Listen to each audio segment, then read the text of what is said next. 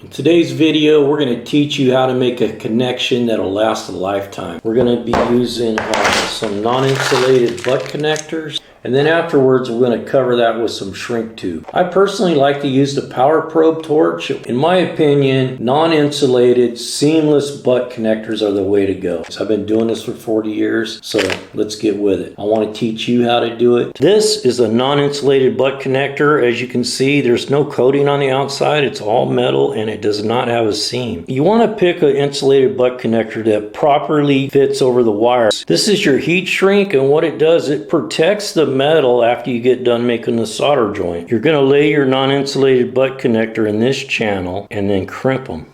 Usually you start with 2 pieces of wire. Strip the wires back, install them into the insulated butt connector, and then use your crimper to make a crimp. We're going to crimp these on both ends.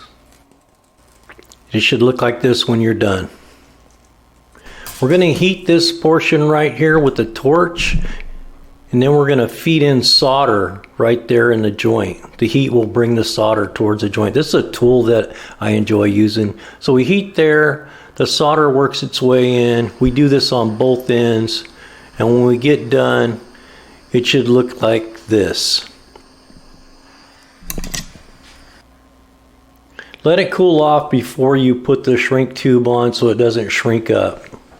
Once it's cool, slide the shrink tube down the wire, put it into place over the wire on both ends to cover all the unprotected wire. Then take your torch and heat it up, and it will shrink up about 50%.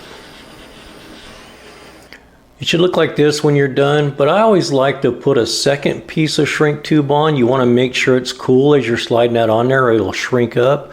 Go ahead and put the second piece on and do the same thing.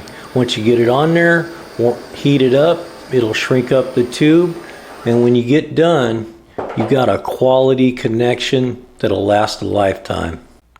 If you found this video useful, please like and subscribe. Comments are welcomed.